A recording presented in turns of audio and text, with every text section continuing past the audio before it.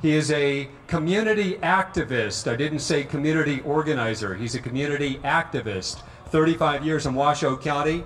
He labels himself as a Blue Dog Democrat. Would you please welcome Gary Schmidt?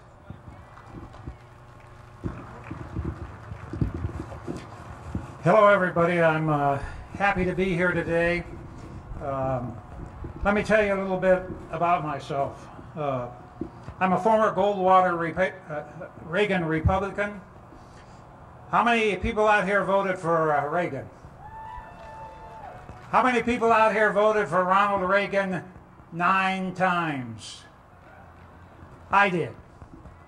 In the primaries and for the election for governor of California twice, against Gerald Ford in the primaries for president of the United States once, and in the primaries in the general election for president of the United States 4 times. That's 9 times. I'm now a Blue Dog constitutionalist Democrat. I don't actually put Democrat on any of my literature. I'm not real proud of either party in the whole. Let me tell you a couple things. You know, I'm a strong supporter of the First Amendment, and I'm going to try and be brief here today because a lot of you might know I'm used to speaking before the city councils and the county commission, but you only get 3 minutes before the councils and 2 minutes before the commission. So I won't be that long-winded, I promise. But I'm a strong believer in the First Amendment, and I'm a strong believer in the Second Amendment. We need the Second Amendment to make sure we can keep the First Amendment. I happen to have brought my 38 Special with me here today. Buick, that is. It's in the back. 1938 Buick Special. I believe in the United States and the state constitutions. I believe in maximum individual freedoms and fiscally responsible government that's of, for, and by the people. My website is GarySchmidtHappens.com, and I'm passing out back. You can pick them up at my Buick in the back. They're pocket copies of the United States Constitution. That's my business card. My number and website's on the back of it.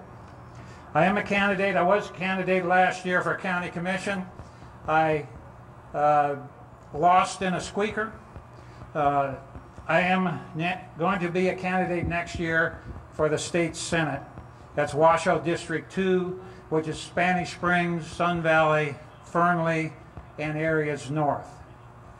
I currently reside in Gerlach. I've had a home there for quite a few years. I've lived in the county for 35 years, and I've lived throughout the county. You know, in regards to this community and this state, we're experiencing financial civic collapse, high unemployment, pain and suffering of laid-off employees, collapsing schools, gridlock on the streets, strained police and fire protection services, shrinking park and library accommodations, deteriorating public works maintenance services, clogged courts, social services strained to the brink. All this brought about by the abusive, arrogant, and irresponsible binging by elected and appointed officials over the last decade or so. Next year, we the people will have another opportunity to take back our local and state government. It will not be about Democrats or Republicans, but about throwing out the incumbents who have been in power for years and been part of the problem, not the solution. They tried. They failed. We must replace city council members, county commissioners, and state legislators with new blood, new life, persons who will listen to and respect the will and wisdom of the people. Placing in office those who were ahead of the curve, those who had the vision to identify and acknowledge the pending collapse and its causes, those who have solutions, not excuses. The old establishment in this state claims that term limits in the state legislature and in the county commissions and city councils are now bringing us a leadership vacuum. I say we have had a leadership vacuum under the old regime. Insanity can be defined as to continue to do the same thing over and over again and expect different results. It would be foolhardy indeed for we the people to rely on the same officials that led us into these crises to somehow now be ordainedly enlightened and capable and willing to lead us out of them. We need new leadership in the years to come to guide us into the future with the people, the public, sitting side by side with representatives that will truly represent them. You can go to my website and see my platform develop, but many of you know I've been a strong proponent of open, transparent government. I already have commitment from 3 legislators and 8 candidates that the open meeting law should be applied to the state legislature. Many of you don't know that the state legislature that created the open meeting law some almost 40 years ago exempted themselves. They meet secretly all the time. They don't let the press in. They don't take minutes. They just come out with a vote. It only requires an act of the legislature to make the open meeting law apply to the legislatures. That's priority number 1. Open and transparent government, the most important thing. Beyond that, because I promised to be brief, thank you again for being here, and it's a pleasure and a privilege to appear before you. If anybody had any brief questions, I'll answer them briefly.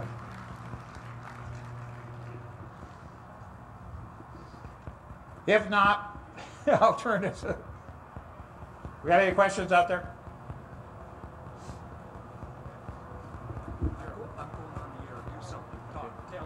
Okay, he says, I have to tell a joke or talk because he's live on the air right now.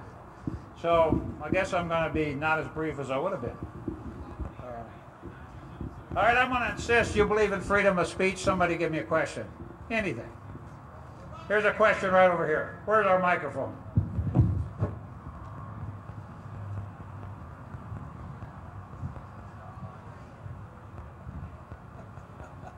How old am I? I'm 67 years young. I'm not young. I have to take my hat off of you for coming up and standing in front of us. But I, like a lot of these people here, are frustrated, fed up, and tired. I don't want to fight anymore. Do you understand? Do not want to fight anymore.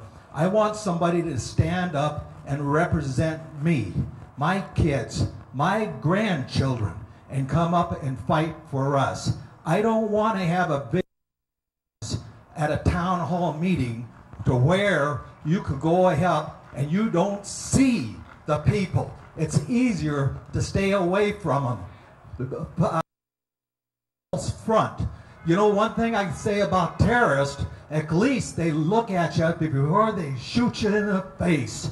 And what I want to know is, are you going to stand up and represent us and work for us and try to go ahead and help us go in the right direction? Thank you. Yes, so let me say that, you know, this is a government of, for, and by the people. But he says he's tired of fighting. Most of the time in this country, you have to fight just to be heard, just to get a seat at the table. And I oppose term limits on principle basis because I know an election is a term limit. However, incumbents have so much power, they have the power of the office, that I support them, and it said, I think it was Sean Hannity said that term limits is probably a bad idea whose time has come. It's necessary. We have to turn, this country was not founded on permanent legislators. This country was founded on what Nevada's supposed to be, citizen legislators. And in Nevada, we no longer really have citizen legislators, but we will have now with the term limits. But the most important thing is, yes, I will listen to the people. Those of you that know me, I'm all about the people being able to speak and address their government. It's, which one of the 2 words, public servant, is it that our elected officials don't understand?